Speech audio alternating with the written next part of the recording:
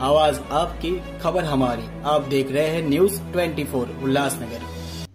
एक 16 वर्षीय नाबालिग लड़की को बाल विवाह से बचाने के बाद उसे महिला व बाल विकास विभाग के निरीक्षण गृह में भेजा गया था, लेकिन अब इस लड़की ने अन्य लड़कियों द्वारा प्रताड़ित किए जाने की शिकायत की है।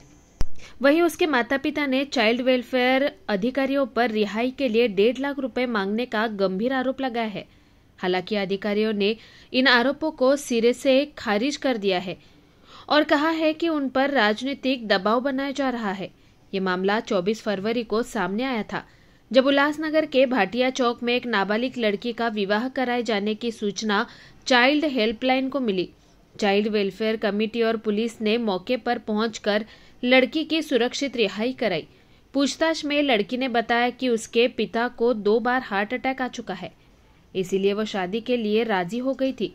इस मामले में पुलिस ने लड़की के माता पिता, दूल्हे और उसके माता पिता के खिलाफ बाल विवाह निषेध कानून के तहत मामला दर्ज किया और लड़की को निरीक्षण गृह में भेज दिया गया।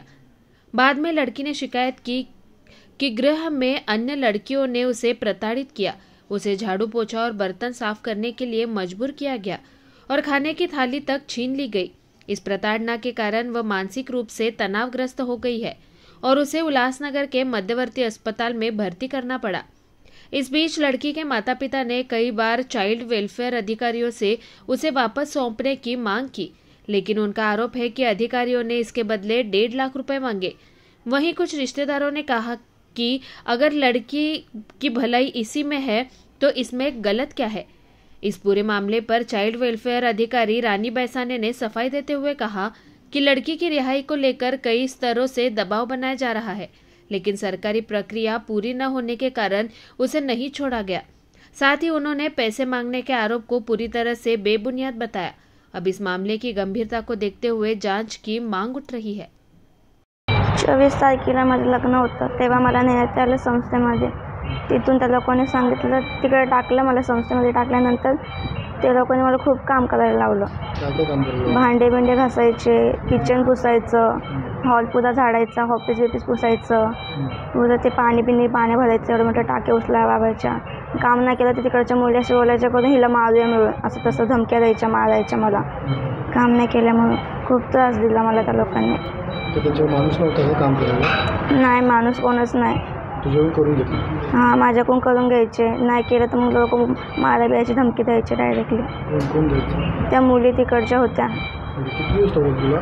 मला आज 1 हप्ता झाला, पुरा आज 1 हप्ता झाला। हप्त्यावर काम केलं का? हां, गेल्यापासून काम करते फक्त मी। त्यानंतर मग इकडे कशी आली? इकडे मग सकाळी पाण्याची टाकी उचलल्यानंतर खूप हायपर झाले मी, माझ्या पोटात बिकट छाती बिती दुखायला लागलं।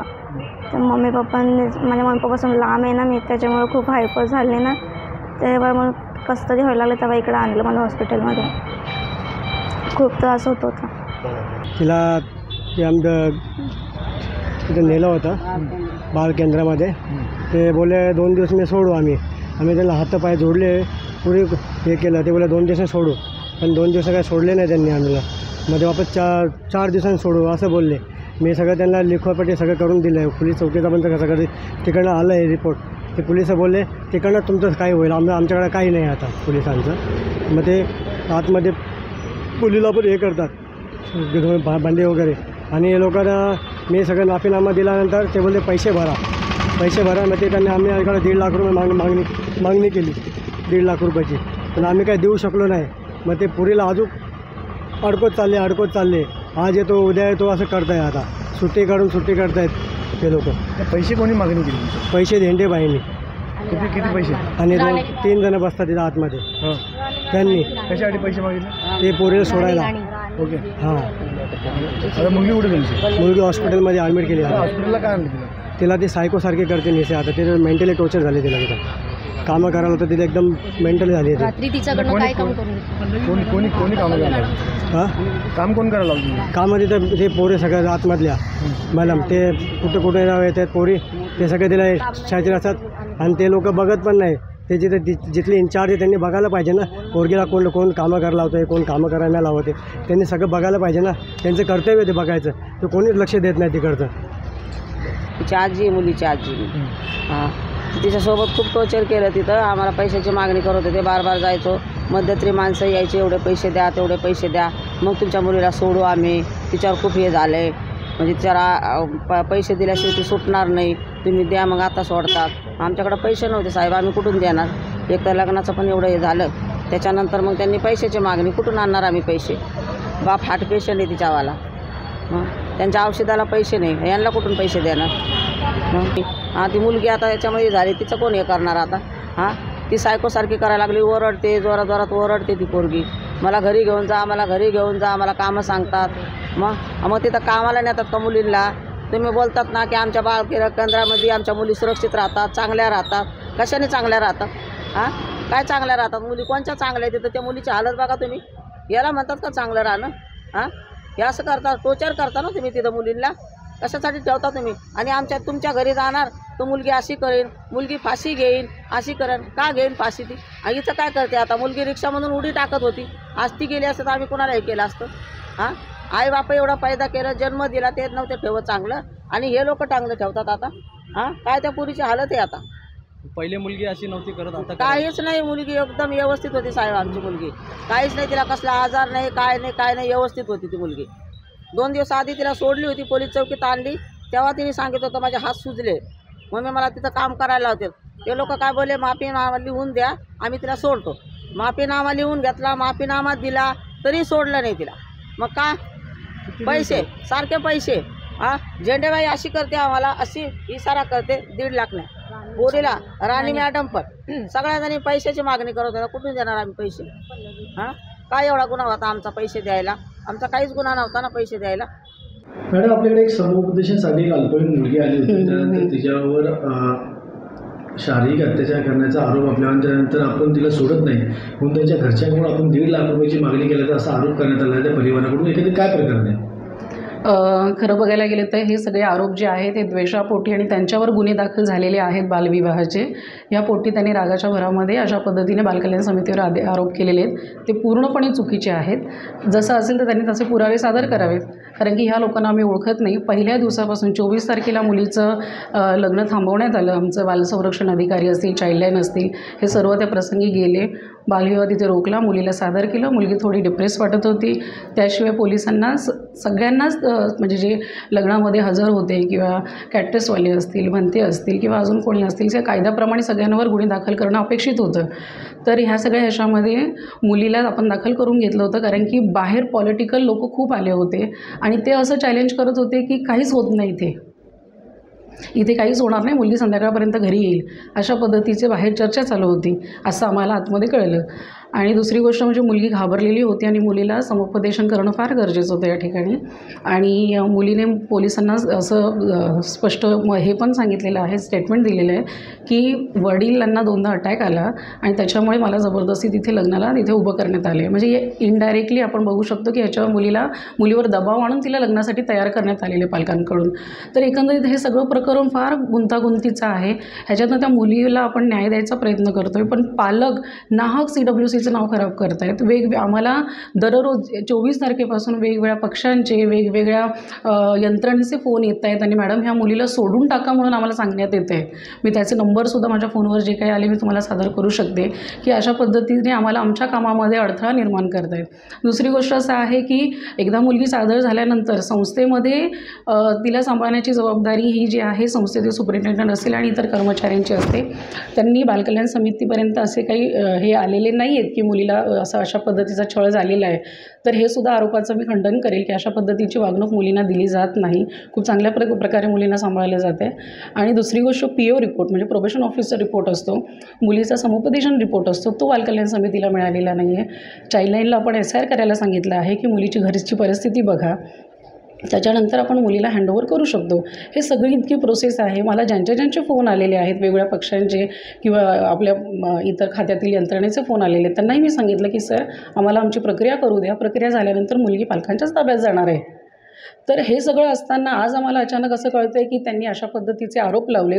किंबहुना मी पोलिसांना अजून सांगितलं होतं की ह्याच्यामध्ये फक्त 5 जणांवर गुन्हे दाखल झालेले आहेत. बाकी असं 11 ते 16 तुम्ही दाखवताय टी व्हीवर किंवा न्यूज चॅनलवर तुम्ही दाखवताय, तर बाकीच्यांवर तुम्ही कारवाई का नाही केलेली आहे? तर ती कारवाईचे आदेशसुद्धा दिलेले आहेत. त्याच्यामुळे ही फॅमिली पूर्णपणे घाबरलेली आहे की बालकल्याण समिती ही कठोर आमच्यावर कारवाई करणार आहे. या भीतीने बालकल्याण समितीला नाहक अडकवण्याचा प्रयत्न या ठिकाणी एक महिला आहे ती आपल्या मार्फत ते पालकांकडून त्यांच्याकडून 1.5 लाख रुपयाची मागणी केली असा त्यांचा आरोप आहे. हा पूर्णपणे चुकीचा आहे. त्यांच्याकडे जर पुरावे असतील तर त्यांनी सादर करावे. मी पर्सनली कोणालाच ओळखत नाही. त्यांनी सांगावं की कधी त्यांचा माझ्याशी फोनवर संपर्क झाला आहे, कधी मी त्यांच्याशी बोलले आहे. हे पूर्णपणे खोटं आहे. एक काय आहे, बालकल्याण समिती आम्ही इथे इकडचे स्थायिक असल्या कारणामुळे काही ना काही विषय काढून आम्हाला अडकवण्याचा प्रयत्न, आमची नाहक बदनामी. उलट मी या सगळ्या गोष्टीचं खंडन करून DCP साहेबांकडे मी आता जाणार आहे आणि ह्यांच्यावर मी कठोर कायदेशीर पुढे कारवाई करण्याचे त्यांना रिक्वेस्ट करणार आहे की अशा पद्धतीची आमची बदनामी करण्यात येते आणि आम्ही पुढे मानहानीचा दावा दाखल करणार आहोत. अनुभव असं आला की सध्याच्या काळामध्ये असं म्हणतात की बाबा गरिबांचं कोणतरी वाळी असतं, पण इथे असं बघण्यात आलेलं आहे की गरिबांकडनं पैसे मागणे करतायत. पहिल्या दिवसापासून पैशाची मागणी चालू होती इकडे आणि मुलीचा गुन्हा काही नसताना सुद्धा, गुन्हा म्हटलं तरी छोटासा गुन्हा असतं, पण त्याच्यामध्ये जर तुम्ही माफीनामा लिहून मागताय तर ते माफीनाम्याच्या पाठीमागे पण जर तुम्ही कट रचताय की बाबा त्या मुलीला सोडण्यासाठी कायद्याच्या वेगळं जाऊन तुम्ही जर पैशाची मागणी करत असाल एका गरीब परिवाराकडनं, तर हे अगदी चुकीचं आहे. आणि मुलीचं आता मी जस्ट आतमध्ये पण एक स्टेटमेंट आणि व्हिडिओज घेतले तिचे, तर ती मुलीचं असं म्हणणं आहे की आतमध्ये तिला कामं करायला लावायचे आणि कामं करून घेतल्यानंतर मुलीने जर काम नाही केलं तर असं म्हणायचं की बाबा तुला आम्ही टार्गेट करून आम्ही सगळेजणी तुला मारू. आणि मुलगी अक्षरशः जेवायला बसली होती तर तिच्या समोरचं ताट खेचण्यात आलं आणि त्यानंतर तिला झाडू मारायला सांगितलं, तर तिने झाडू नाही मारलं तर म्हणे की आम्ही तुझी कंप्लेंट करू. मे बी ते त्या टॉर्चरमध्ये, त्या डिप्रेशनमध्ये त्या मुलीची तब्येत सकाळी बिघडली आणि काल रात्री ऑलरेडी त्या मुलीला ताप होतं. तिला समुपदेशनमध्ये का टाकण्यात आलं होतं?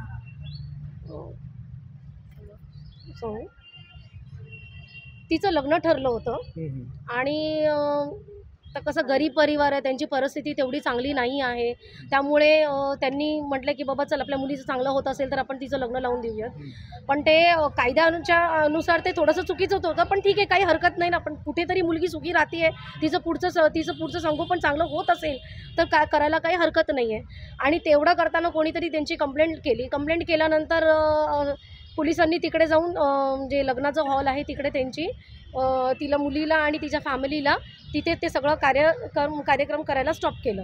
तिथे ते कार्यक्रम स्टॉप केलं. तुम्ही तिला जेव्हा ते लोक घेऊन गेल्यानंतर तुम्ही एक समजतं द्या मुलीला. लग्न तर केलं नव्हतं, फक्त तिचं काही ते नॉर्मल फॉर्मॅलिटीज जे होते हळदीचे ते झाले होते, लग्न तर केलं नव्हतं. मग तुम्ही तेवढं थोडंसं एक त्यांना गाईडलाईन्स देऊन की बाबा आता नका करू. त्यांच्याकडनं जसं आता माफीनामा लिहिला आहे तुम्ही, तसंच ते माफीनामा आधी लिहिलं असतं तर काही हरकत नव्हती. पण ह्याच्या पाठीमागे त्यांचे करप्टेड हात आहेत ना, त्यांना पाहिजे काहीतरी 2 पैसे पाहिजे त्यांच्याकडनं. त्यामुळे त्या लोकांनी या गरीब खानदानाला वेड्यांसारखं गोल फिरायला लावलं. बस एवढंच मला म्हणायचं आहे. आणि जर आज ह्या सगळ्या गोष्टींचा उलगडा नाही झाला, आजच्या दिवसामध्ये मुलगीला हॉस्पिटलमध्ये आहे, तिथपर्यंत अंडर ऑब्झर्वेशन डॉक्टरांचे असून जर ती मुलगी ठीक वाटलं तर ठीक आहे आणि आजच्या दिवसामध्ये तिला सोडलंच पाहिजे बालसुधार केंद्रामधून. नाही सोडलं तर हा विषय मी मुख्यमंत्री साहेबांपर्यंत 100% घेऊन जाणार. वकील म्हणून आहात, तर या प्रकाराची कशा प्रकारे तुम्ही दखल घेतली? माझं असं म्हणणं आहे की जी विक्टम आहे तिला समुपदेशनसाठी आणि चांगलं मार्गदर्शन करण्यासाठी त्याची नियुक्ती झालेली आहे बालकल्याण विभागाची, महिला व बालकल्याण विभाग.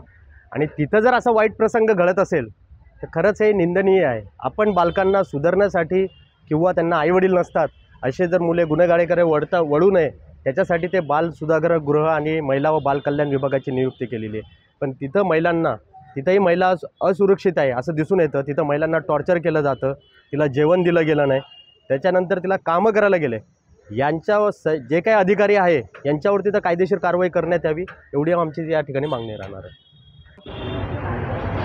आज सकाळी 10:30 वाजता एक आम्हाला कसा फोन आला आमच्या संघटनेच्या माध्यमातून. एक बाल कल्याण गृह म्हणून गांधी रोडला एक संस्था आहे गव्हर्नमेंटची.